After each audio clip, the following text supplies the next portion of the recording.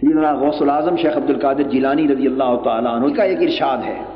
آپ فرماتے ہیں کہ اللہ پاک نے مجھے الہام کیا، میرے دل پر القاء کیا اپنے مکشوفات میں، اور اس وقت میں نے سوال کیا کہ باری تعالیٰ تیرا تو کوئی مکان نہیں ہے، تیرا کوئی گھر نہیں جہاں سے تجھے پایا جا سکے، جہاں تو مل سکے،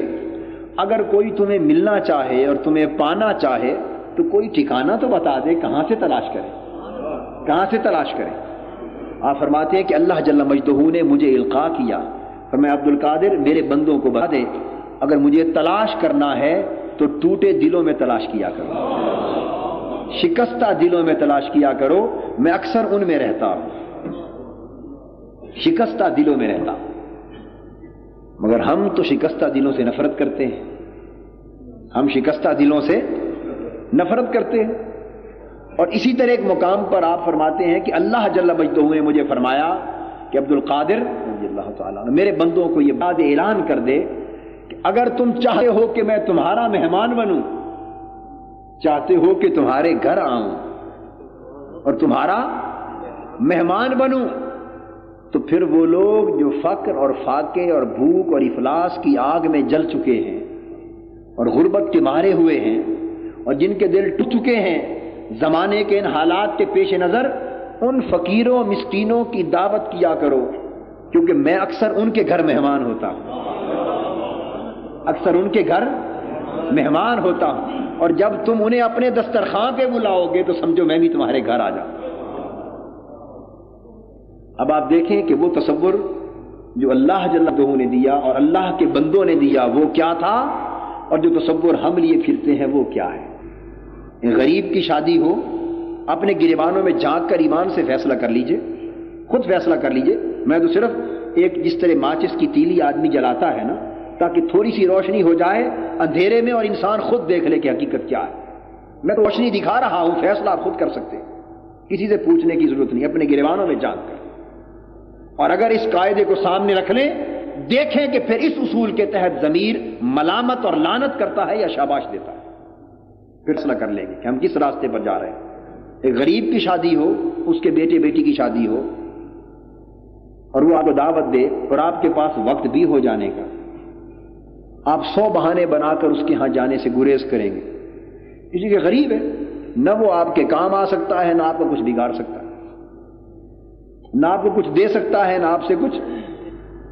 لے دوسرے معنی میں سکتا ہے۔ ویسے تو آپ یہ گمان کریں گے کہ لے گا ہی نہ، کچھ دینا تو اس نے کچھ نہیں، گریز کرتے ہیں۔ اور اگر کسی بڑے آدمی کی شادی ہو اور اس کی طرف سے فقط اطلاع آ جائے تو ہزارہا کام کیوں نہ ہو چھوڑ کے پہنچ جاتے ہیں، اور کیا علی جا اور حضور اور سرکار اور سر کن القابات سے نواز کے اپنے آپ کو ذلت کے گڑھوں میں گرا رہے ہوتے ہیں۔ یہ ہم نے مرتبہ انسانیت کا بنا رکھا ہے۔ یہ قدر کس کی ہو رہی ہے، انسان کی یا پیسے کی؟ یہ پیسے کی پوجا ہو رہی ہے، اور پھر ہم کہتے ہیں کہ ہم موحد ہیں، ہم توحید پرست ہیں، اللہ کی عبادت کرنے والے ہیں۔ قیامت کے دن یہ سارے احوال کھول کے آنکھوں کے سامنے رکھ دیے جائیں گے۔ اللہ کو دھوکہ نہیں دیا جا سکتا، مخلوق کو دھوکہ دے سکتے ہیں آپ، مگر اللہ کو دھوکہ نہیں دے سکتے، اپنے نفس کو نہیں دے سکتے۔ نفس کو تو معلوم ہے نا کہ یہ کس کی پوجا ہو رہی ہے، تو اللہ کو دھوکہ کس طرح دیا جا سکتا۔ اسی طرح کسی کی عادت کا معاملہ آ جائے، وقت ہو، تعلق بھی ہے اس غریب کا آپ کے ساتھ، اعزا میں سے ہے، اقارب میں سے ہے، دوستوں میں سے ہے، ملنے والوں میں سے ہے، وقت ہے، اطلاع ہے، عیادت کے لیے نہیں جائیں گے، 100 بہانے بنا لیں گے۔ مگر اس کے برعکس صورت ہو، ساری مصروفیات اور مشاغل ترک کر کے اس کے ہاں 100 بار جائیں، بلکہ دھرنا مار کے وہیں بیٹھے رہیں گے،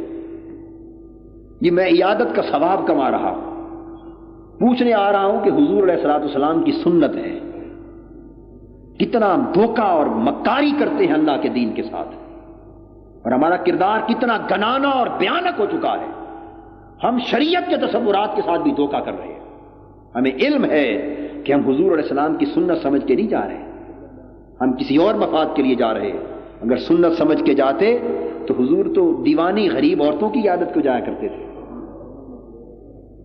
جن گھروں میں سوائے دھوئیں کے کچھ نہ ہوتا ان کے گھروں میں جا کر بیٹھتے ان کی دل جوئی کرتے تھے،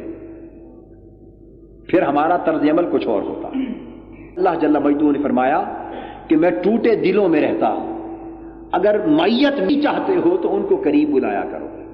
سب سے پہلے نئی ویڈیوز کو حاصل کرنے کے لیے شیخ الاسلام ڈاکٹر محمد طاہر القادری کے آفیشیل یوٹیوب چینل کو سبسکرائب کریں اور بیل آئیکن کلک کریں۔